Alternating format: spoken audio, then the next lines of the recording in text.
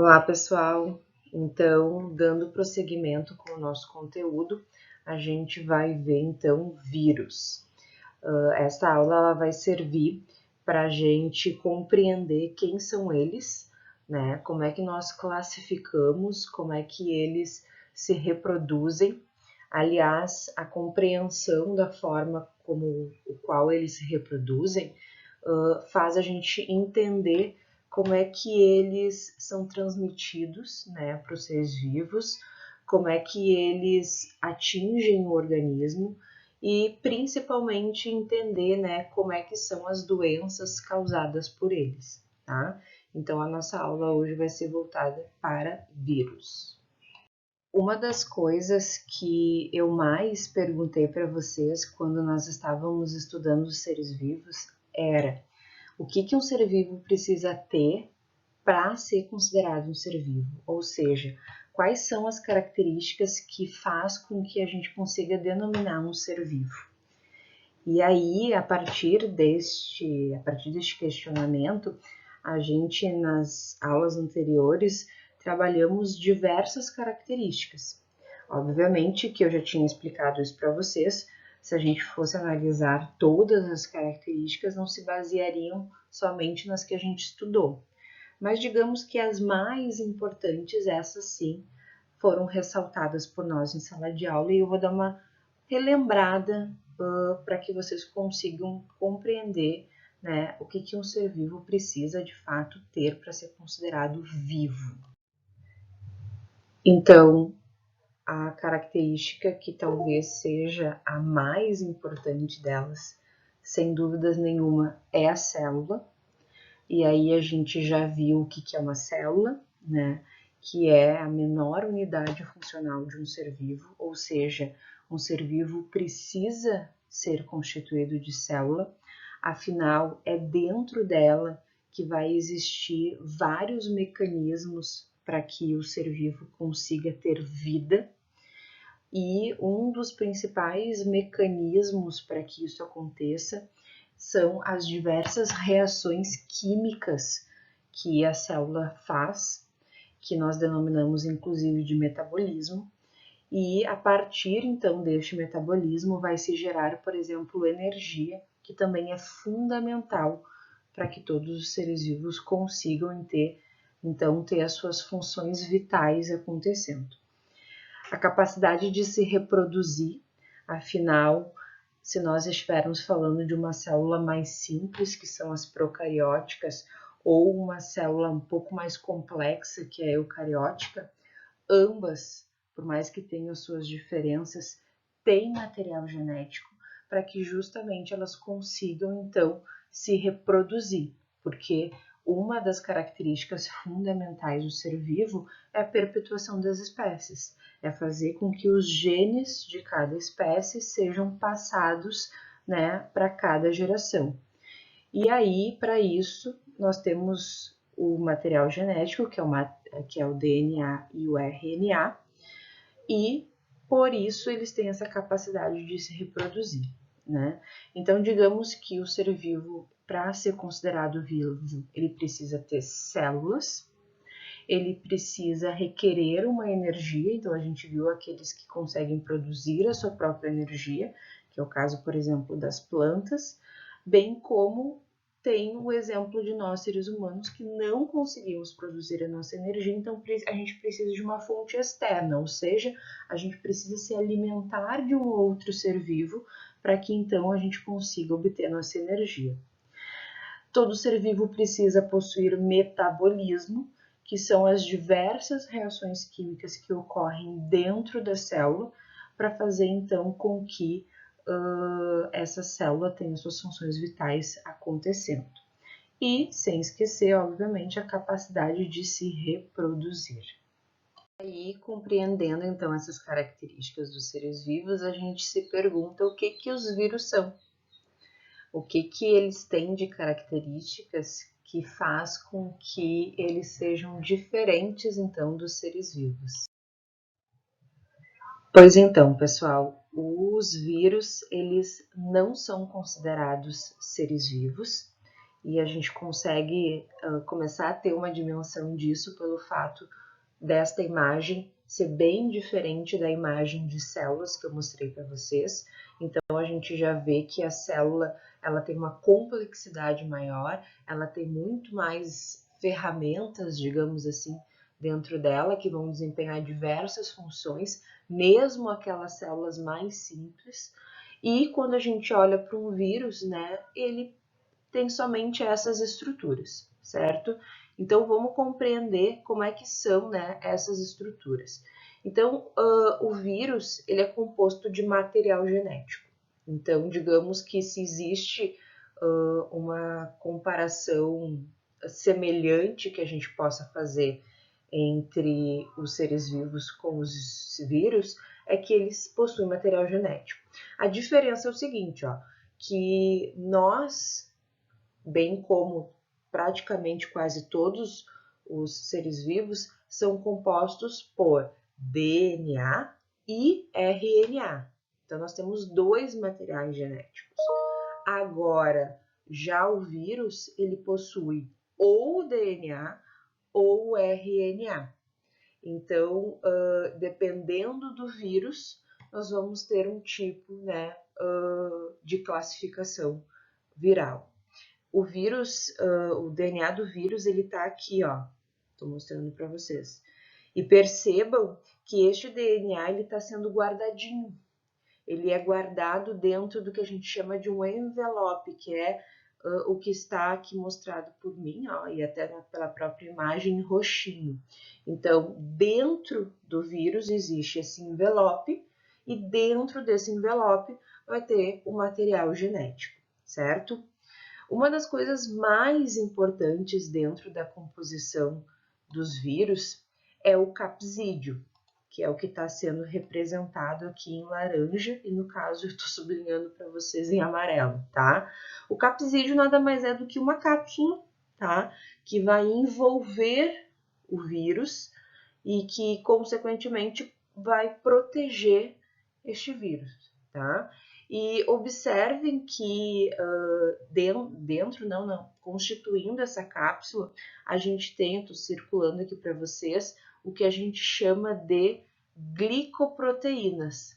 Na verdade, vai depender do tipo de vírus, mas geralmente eles têm, né, no seu capsídeo proteínas. Eu quero que vocês se lembrem da aula que eu dei para vocês lá de células, onde eu falei que na membrana plasmática que existe na célula, que é aquele revestimento, né, que está em volta da célula, é algo que vai controlar, no caso a membrana plasmática, tudo que entra e tudo que sai da célula. Então ela tem uma permeabilidade seletiva, lembra que eu falei para vocês? Pois então, tudo aquilo que for importante para entrar e para sair da célula vai passar por um receptor. Receptor é esse que se encontra na membrana plasmática. E essas glicoproteínas que estão presentes no capsídeo do vírus vai servir para enganar a célula. Por quê? Porque o objetivo do vírus é entrar para dentro da célula. Só dentro da célula que ele vai conseguir se reproduzir. Então, existe todo um mecanismo para fazer com que a célula deixe ele entrar, e estes mecanismos são através, então, de proteínas que fazem parte do capsídeo. Então, dependendo do tipo de vírus, vai ter um tipo de proteína. Então, no caso aqui, essa imagem está sendo representada por um vírus que tem glicoproteínas.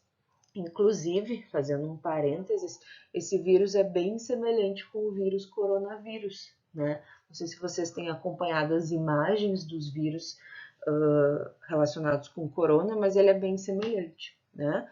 Então, aqui é representado, através dessa imagem, um vírus, e aí vocês conseguem compreender, então, que ele não tem todo um aparato celular que os seres vivos, então, possuem. Por isso que ele não é considerado um ser vivo.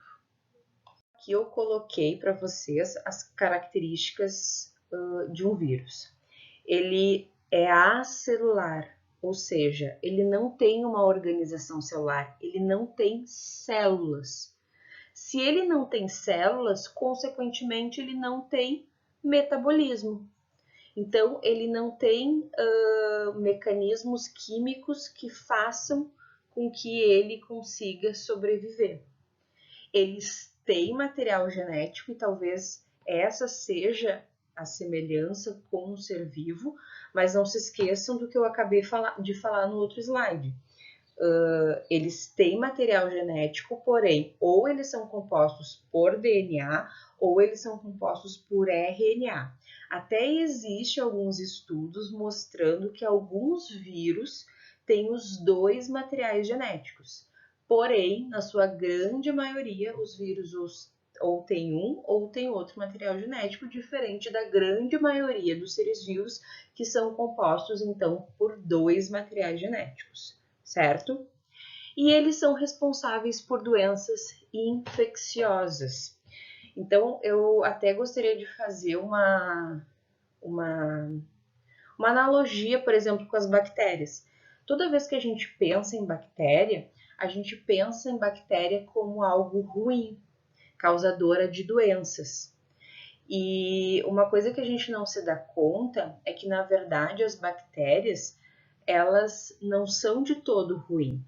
Se eu fosse fazer, por exemplo, uma análise de 10 bactérias, na verdade existem centenas, milhares, né? Mas vamos supor, se existisse 10 bactérias, só 2 causariam doenças. As outras, elas vivem em harmonia com outros seres vivos, certo? Só que, como essas 2 que causam doenças, elas são algo perigoso, a gente precisa focar nossa atenção para elas. Então, esse foco de atenção que a gente dá para aquelas bactérias que são causadoras de doenças acaba fazendo com que a gente acredite e generalizando que todas as bactérias são ruins. Bactéria, só para lembrar vocês, é um ser vivo, tem as características de um ser vivo e elas estão por todo o ambiente.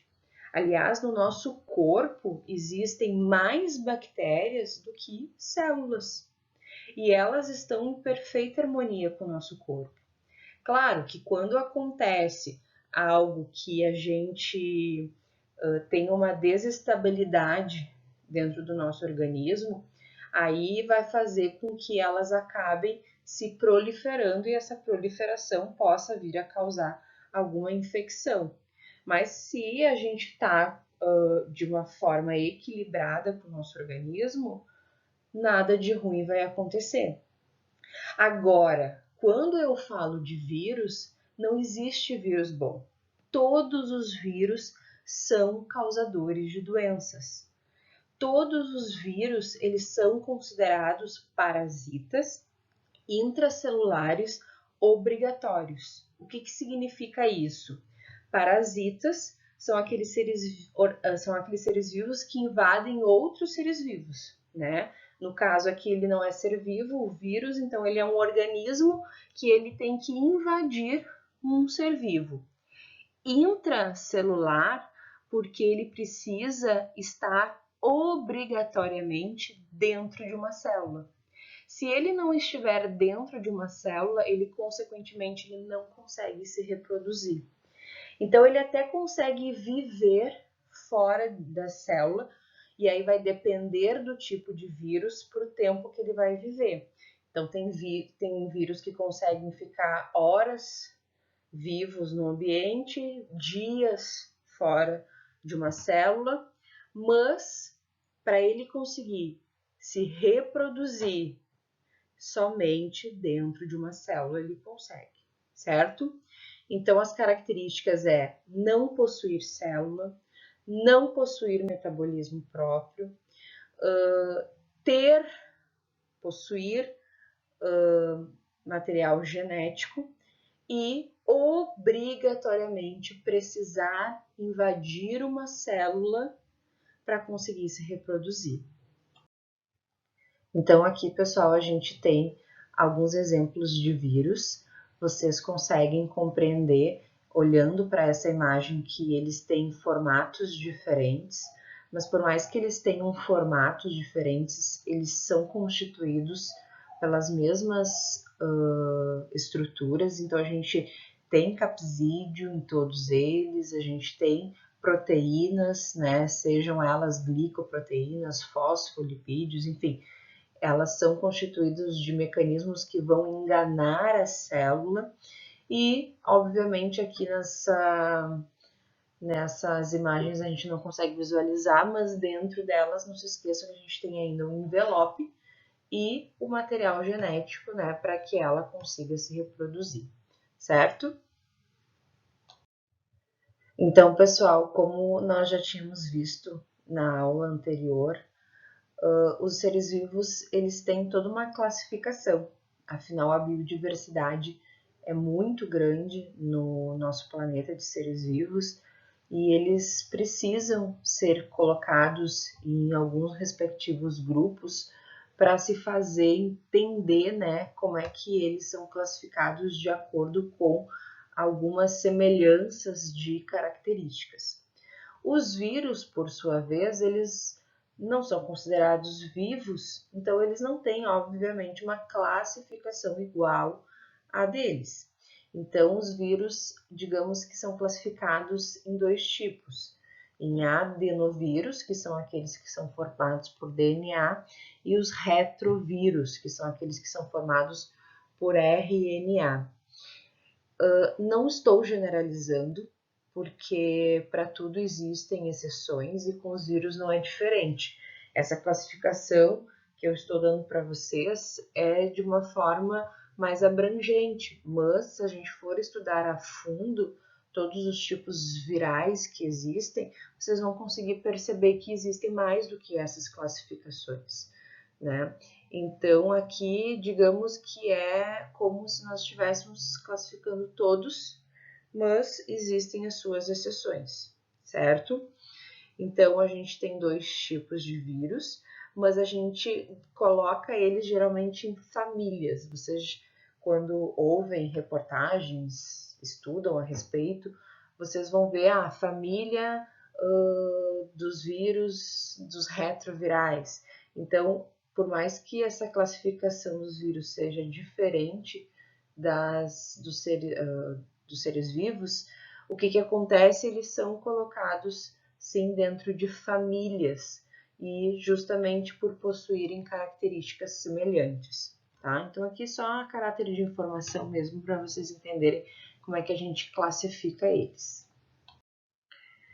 Então, aqui, pessoal, nós vamos começar a estudar a reprodução dos vírus. Existem alguns tipos de reprodução. Eu vou focar em duas que são, digamos, consideradas as mais importantes, que é a do ciclo lisogênico, representado nessa imagem, e a do ciclo lítico, que vai ser representada na imagem de slide que nós vamos ver a seguir. Então, focando aqui nesse ciclo, no ciclo lisogênico, ele acontece da seguinte forma. Um dos mecanismos que os vírus têm para penetrar a célula, principalmente aqueles que não possuem as proteínas fazendo parte do capsídeo viral, eles fazem da seguinte maneira: eles invadem uma bactéria, que é um ser vivo, obviamente que tem célula, e como eu já disse para vocês, temos no nosso corpo, por exemplo, muito mais bactérias do que células. Então, eles invadem uma bactéria e aí eles fazem com que a bactéria se direcione até uma determinada célula. Só fazendo um parênteses, quando o vírus invade uma bactéria, essa bactéria passa a se chamar de bacteriófago, tá? Então, aqui nessa imagem, vocês conseguem ver, ó, aqui a gente tem ó, o bacteriófago, ou seja, o vírus invadiu uma bactéria e ela vai até a célula. Chegando aqui na célula, o que ela vai depositar? Ela vai depositar dentro da célula o envelope viral, que contém o material genético, certo? Aqui eu tenho o material genético e eu tenho o material genético da célula. Aqui é o do vírus e aqui é da célula. O que vai acontecer no ciclo lisogênico? Vai acontecer que o material genético, o DNA, ele vai se fixar ao material genético da célula, tipo como está acontecendo aqui. E aí, a célula ela vai passar por uma divisão celular, que é a renovação que as células fazem para ir se multiplicando. Então, toda vez que ela for fazer a sua divisão celular, ou seja, ela for se multiplicar, gerar novas células, elas, consequentemente, por estarem infectadas com o vírus, vai fazer com que o vírus também se multiplique. Então, durante um período, ela vai ficar se reproduzindo, no caso, as células, se reproduzindo não, se multiplicando, e o vírus, por estar associado ao material genético dela, vai estar se multiplicando também, certo? Esse tipo de reprodução não ocasiona nenhum problema para a célula.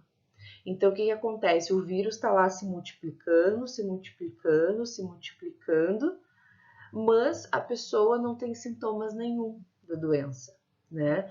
Porque o objetivo deste ciclo, deste vírus que tem esse ciclo, é não prejudicar a célula. Por quê? Porque ele está utilizando dos mecanismos da célula de reprodução para ele conseguir se reproduzir também. Um exemplo de uma doença, de um vírus que tem esse tipo de ciclo é o do HIV.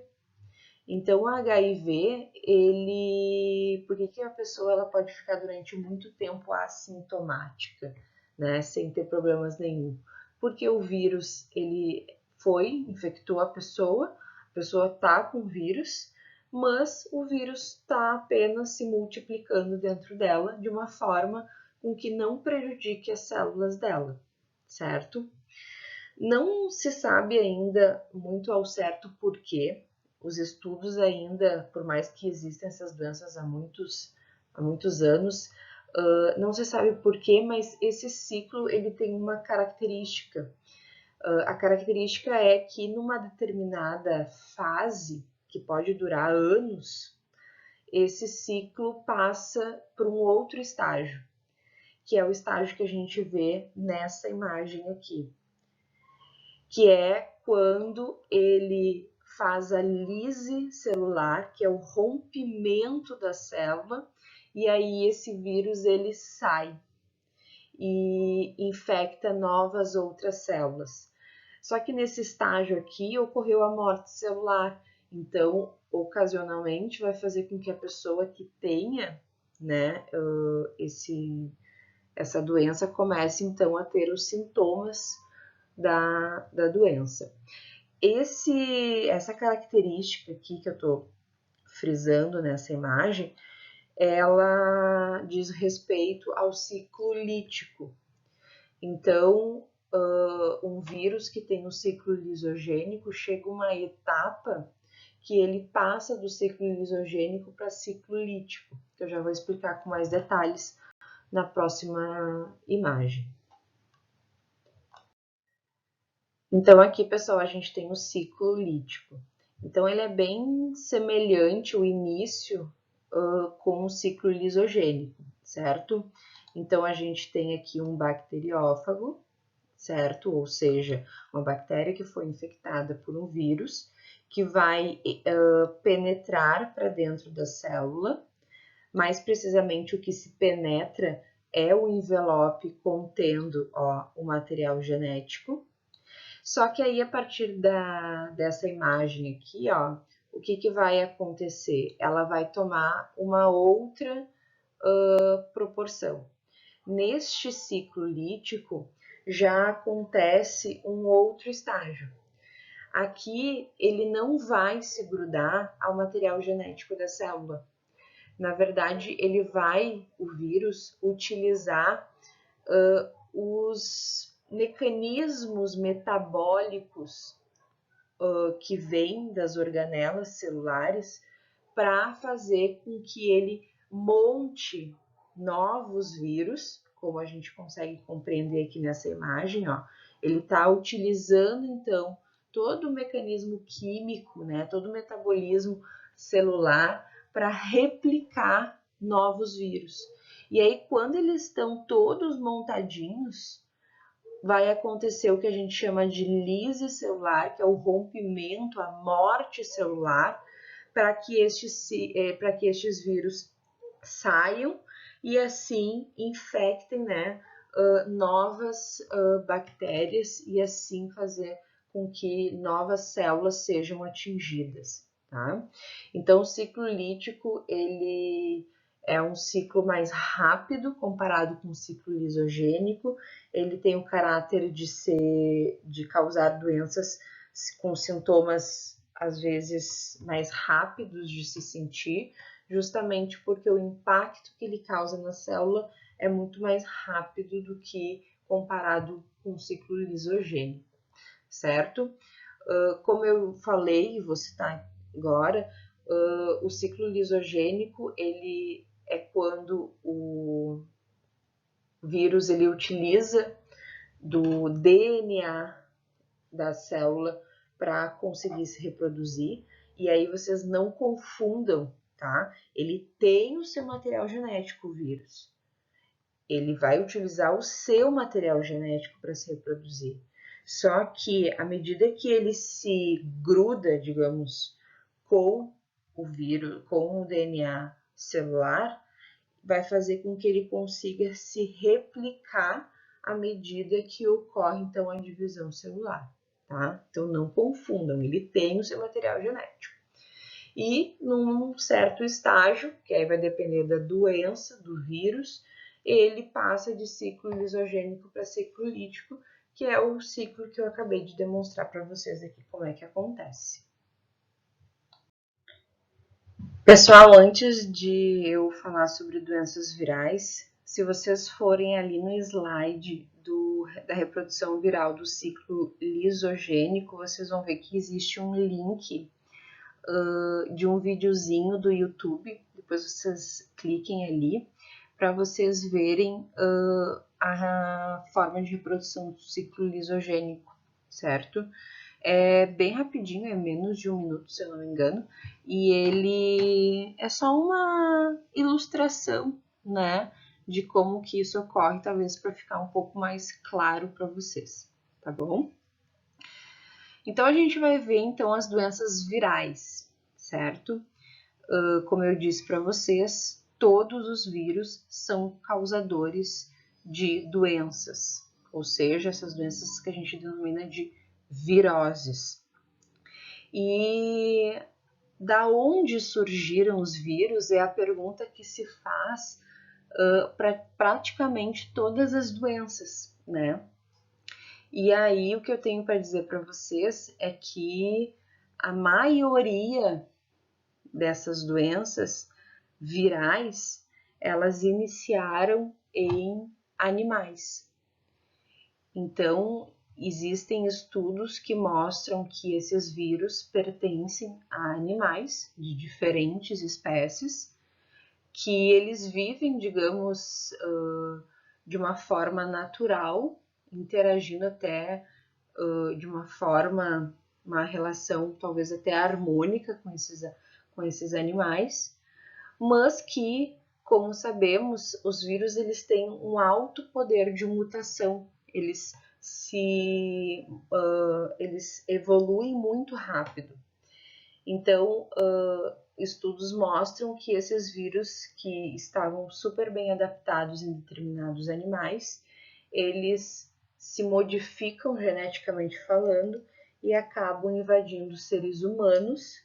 E aí, já no organismo dos seres humanos, eles fazem as suas mutações, causam essas adaptações para viver no organismo humano e assim acabam causando as diversas doenças que a gente conhece, certo? A princípio, praticamente todas as doenças virais, a grande maioria, elas então têm uma origem dos animais. Então, elas estão associadas com os animais, vivendo nos organismos desses animais, e que por causa de uma evolução que ela sofre, uma mutação que ela sofre, elas acabam se adaptando ao organismo humano e, consequentemente, então causando doenças, tá? Então, eu vou trazer algumas doenças para vocês, né? Mas, principalmente, antes de falar da doença em si, a gente tem que compreender também os vetores, que eu já vou mostrar para vocês. Aqui é uma imagem de possíveis hospedeiros dos vírus, que pode ser, olhando para ela, qualquer ser vivo. Pode ser animal, pode ser vegetal, pode ser uma bactéria, pode ser um fungo, pode ser um protozoário. Afinal, nós já vimos que para o vírus conseguir sobreviver reproduzindo-se, ele precisa estar dentro de uma célula. Então, como todos esses são seres vivos por possuírem células, todos eles podem ser infectados por vírus. Então, aqui é só para vocês terem uma noção, então, dos organismos que podem ser hospedeiros dos vírus. Pois bem, pessoal, existem muitos vírus que estão no ambiente e aí a gente consegue pegar este vírus, né, adquirir este vírus, né, em contato com superfícies, né, que contenham este vírus. O vírus da gripe, por exemplo, se eu espirrar, eu posso, no meu espirro, transmitir o vírus. Aí vamos supor que eu espirro em cima de uma mesa, por exemplo. E aí vai estar cheio de vírus, aquele ambiente. E aí uma pessoa pode botar a mão ali e aí levar ao olho, à boca, ao nariz e esse vírus então penetrar para o nosso corpo. Só que, na grande maioria, os vírus eles entram no nosso corpo através de vetores. Então, nós temos muitas doenças que elas existem não somente porque o vírus é algo ruim que vai causar uma determinada doença, mas principalmente porque existem vetores para transmitir. E um exemplo muito comum de se dar é o mosquito Aedes aegypti. Na verdade, o Aedes aegypti ele é infectado por um vírus. No caso, o Aedes aegypti não acontece nada com ele, porém, toda vez que ele for picar, mais precisamente a fêmea do mosquito for picar, ela acaba transmitindo, através da picada, o vírus. Então, o grande problema é o Aedes aegypti, porque a forma do vírus chegar no ser humano é através dele. Então, toda vez que a gente pensa em febre amarela, que a gente pensa em dengue, chikungunya, zika vírus, a gente tem que pensar em combater o Aedes aegypti, tá? Só falando um pouco sobre este vetor. Quem pica é a fêmea, tá? Tanto o macho quanto a fêmea, eles se alimentam de seiva de planta. Porém, a fêmea, ela necessita dos nutrientes que tem no sangue para nutrir os ovos.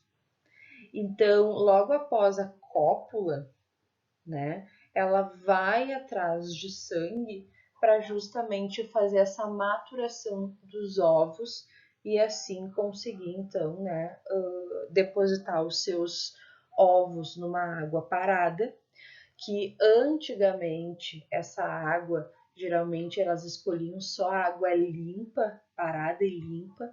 Hoje já se sabe que elas estão depositando em qualquer tipo de água, seja ela limpa ou suja, né? E que a proliferação é muito rápida, né? Então, por isso que a gente tem uma grande infestação desses mosquitos, na sua grande maioria, muitas vezes infectados pelo vírus, causando então epidemias por diversos locais do Brasil. Rio de Janeiro, São Paulo, ali aquela região do Sudeste, na época de calor, sofre muito com essa epidemia, esses surtos de dengue que dá, justamente porque ele é muito bem adaptado ao meio urbano, a essas regiões tropicais e subtropicais, né? E o mosquito ele vem se adaptando cada vez mais à poluição, que é o meio em que a gente vive, né? E aí acontece que para a gente pensar em combater a dengue, a gente tem que pensar em primeiro é combater o mosquito, justamente por nós estarmos vendo e acompanhando então ele conseguindo, né, se adaptar a todo este nosso meio ambiente, né? Então, para que a gente não tenha mais dengue, a gente não tem que pensar, por exemplo, em como tratar o vírus, acabar com o vírus. Óbvio, precisamos ter um olhar sobre isso, mas a gente tem que pensar em como acabar com o vetor dele, que é o mosquito. Aqui é uma tabela de 3 doenças, Zika, chikungunya e dengue, que são causadas pelo mesmo vetor. Não pelo mesmo vírus, tá, gente? Não confundam vetor com vírus. O vetor, ele é o Aedes aegypti, o mosquito, que pode contrair vários tipos de vírus e aí assim acometer uma doença. Por exemplo, a dengue. Existem 4 tipos de vírus que podem causar a dengue. E geralmente, não sempre, as doenças virais, quando tu adquire elas e tu te cura, o teu sistema imunológico ele cria uma defesa para que tu não volte a ter aquela determinada doença. Então, vocês vão chegar para mim e vão dizer, mas eu conheço um fulano ou um ciclano que já teve 2 vezes dengue. É que, na verdade, a dengue ela é causada por vários tipos de vírus diferentes que podem causar a doença dengue. Então, se tu teve dengue, tu te curou da dengue, tu vai ter criado anticorpos específicos para aquele determinado vírus. Mas isso não significa que tu nunca mais vai ter, porque existem outros tipos de vírus que podem causar a dengue, certo? Então a gente precisa ter bastante cuidado com isso para não confundir vetor com vírus, né? E também para compreender que sim, na maioria das vezes criamos anticorpos específicos para nos defender em relação a vários tipos de vírus, mas que existem às vezes mais de um tipo de vírus que podem causar a mesma doença. Aqui eu vou trazer para vocês um outro olhar sobre um diferente tipo de vírus. Então, por exemplo, os vírus da gripe, por exemplo, eles são transmitidos de pessoa para pessoa através, então, de mucosas, né? Através de um espirro. Então, eles podem ficar dispersos no ambiente, né? Dependendo do ambiente, dias, horas, semanas, né? Até infectar uma outra pessoa. Temos o exemplo que eu acabei de dar para vocês, que são vírus que infectam vetores, né? E aí esses vetores é que vão transmitir o vírus. E aí nós temos aqui um exemplo do HIV. O HIV, ele é um vírus que pode passar de diferentes maneiras de ser humano para ser humano, e o próprio homem ou a própria mulher, eles podem ser vetores, ser considerados vetores a partir do momento que eles forem infectados e, por exemplo, tem uma relação sexual sem camisinha, eles podem transmitir o vírus. Então vamos entender um pouco o que é o HIV, né, mais conhecido como vírus da imunodeficiência humana, tá? No organismo humano existe o sistema imunológico, tá? O sistema imunológico são células de defesa que atuam na defesa do organismo. Então, nós temos várias células capazes de fazer essa defesa. E existe uma célula de defesa chamada de linfócito. Os linfócitos é uma célula que é responsável por criar anticorpos específicos para organismos que nos invadem, né, bactérias, vírus, fungos, né, e assim nos ajudar a combater, então, por exemplo, esses micro-organismos, bem como esses anticorpos podem servir para nos defender de possíveis alergias. Exemplos, tá?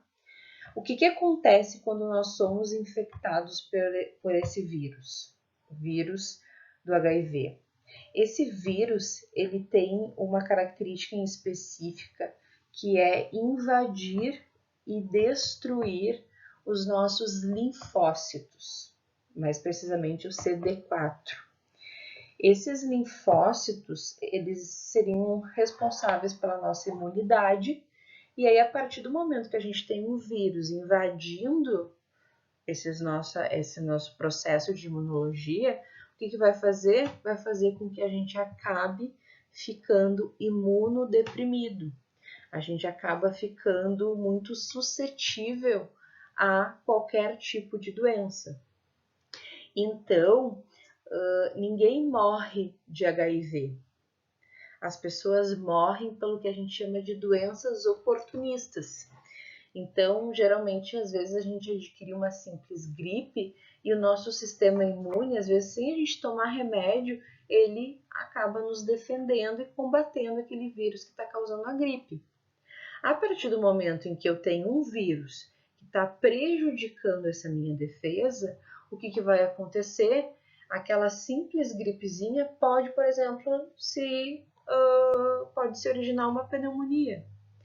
Então, doenças que seriam talvez combatidas muito facilmente pelo nosso organismo acabam tendo dificuldade justamente porque a gente vai ficar com a nossa imunidade muito baixa.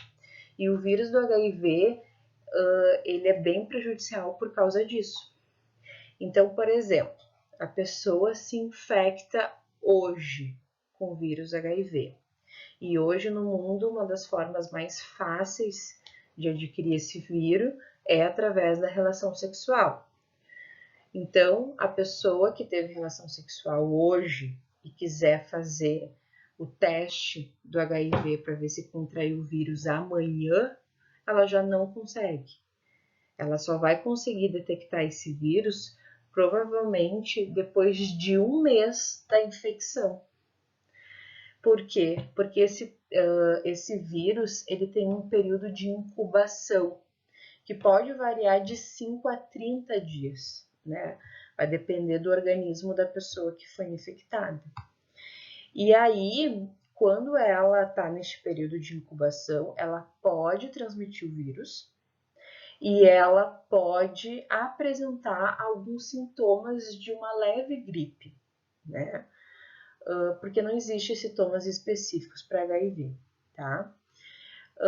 E aí, esses sintomas iniciais do HIV, eles vão desaparecer espontaneamente após 2, 3 semanas, que caso a pessoa venha a ter, né? E esse vírus, ele vai permanecer durante um período de latência muito grande. Ele vai se multiplicar, mais precisamente através do ciclo lisogênico, mas ele não vai causar sintomas nenhum na pessoa. Ele vai estar lá se multiplicando, a pessoa que tem vai poder transmitir o vírus, mas é aquele ciclo lisogênico que eu mostrei para vocês que nada acontece com a célula. Mas não se sabe por quê que este período de latência, que a gente chama, ele não ultrapassa a 10 anos. né? Geralmente ele tem uma média de 5 a 6 anos neste período de latência, até que, de fato, ele começa a fazer com que o sistema da pessoa fique debilitado, né?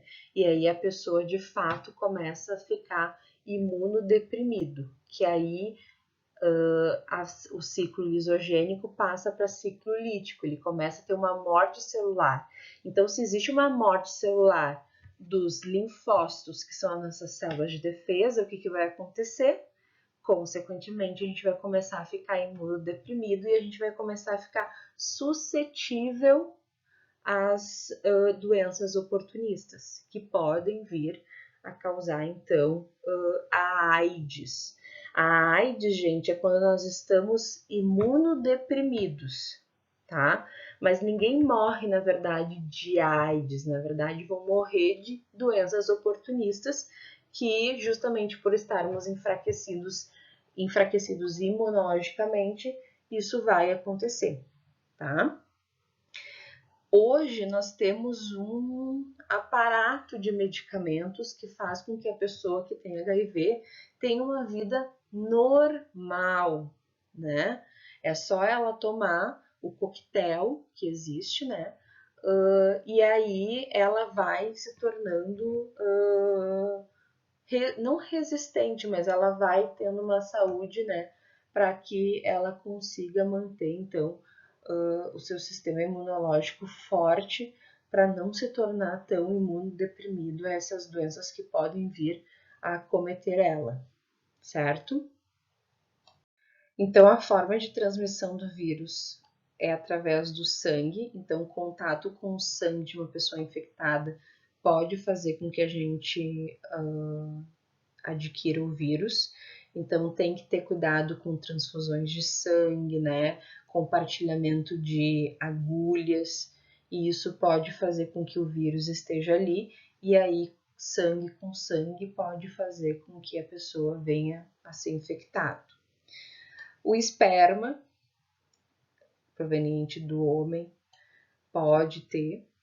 As secreções vaginais presentes nas mulheres pode conter o vírus, ou seja, através de relações sexuais, principalmente, se não for protegido com camisinha, a pessoa pode se infectar com o vírus, e tanto o homem quanto a mulher, eles podem transmitir o vírus. O leite materno pode transmitir o vírus, então a pessoa que está grávida, mulher que está grávida, e descobre que tem o vírus, ou já sabe antes de ficar grávida, vai ter que fazer um acompanhamento de pré-natal todo específico, com medicamentos específicos. Durante a gestação não existe perigo da criança se infectar, porque para a criança se infectar, ela deveria ter contato com o sangue da mãe, e nós sabemos que o sangue da mãe, ele não se mistura com o sangue do feto, mas aí também ela vai ter que ter um parto todo especializado para que na hora do parto a criança não tenha contato com o sangue e aí, consequentemente, não venha adquirir o vírus. Hoje existe uma porcentagem bem alta, para mais de 90%, de crianças não serem infectadas com o vírus do HIV quando nascem, né? Só que aí uma das medidas que a mãe vai ter que fazer é não dar leite materno. A criança vai ter que tomar outro tipo de leite, né? As fórmulas que a gente chama, para que ela não tenha contato com leite, consequentemente não se infecte com o vírus. Pessoal, essas doenças que eu citei para vocês, do HIV, da dengue, né, as formas de se contrair o vírus, né, foram só alguns poucos exemplos, sem grandes aprofundamentos, para vocês terem uma noção assim de como que os vírus tendem de formas diferentes de contaminar as pessoas, né?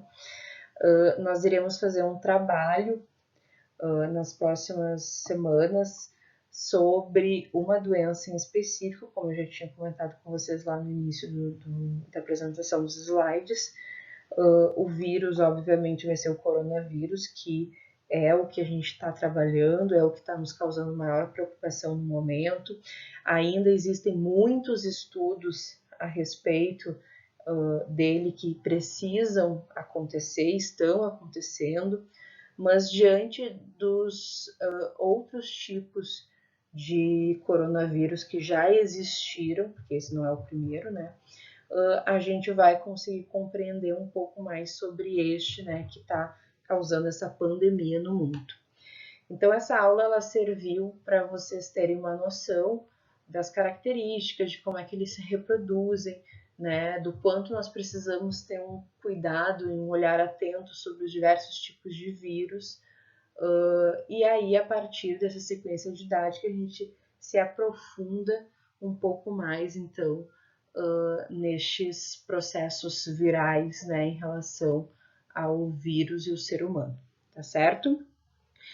Tem uma atividade para vocês fazerem numa arista virtual, ali nas atividades domiciliares, referente, então, a essa aula que eu acabei de dar, ao texto que vocês têm no livro de vocês, e ali na atividade está explicando direitinho o que vocês têm que fazer, tá certo? Foi um prazer estar com vocês. Peço desculpa porque eu ainda estou aprendendo essas tecnologias de falas, né, no PowerPoint. A gente, professor, está se readaptando a todos esses processos que estão acontecendo. Então, peço calma, né, e compreensão por parte de vocês. Eu prefiro muito mais estar em sala de aula, né, trocando ideias, interagindo, né, acho que a gente ganha muito mais. Só que estamos num momento de readaptação, né, para conseguirmos passar por por toda essa pandemia. Então, se para a gente conseguir passar por tudo isso a gente precisa ficar em casa, vamos ficar em casa, vamos buscar alternativas, né, como estou buscando aqui agora, para dar conta então do conteúdo e ninguém sair prejudicado, tá certo? Um beijo e nos vemos nas próximas aulas, tá bom? Beijinho!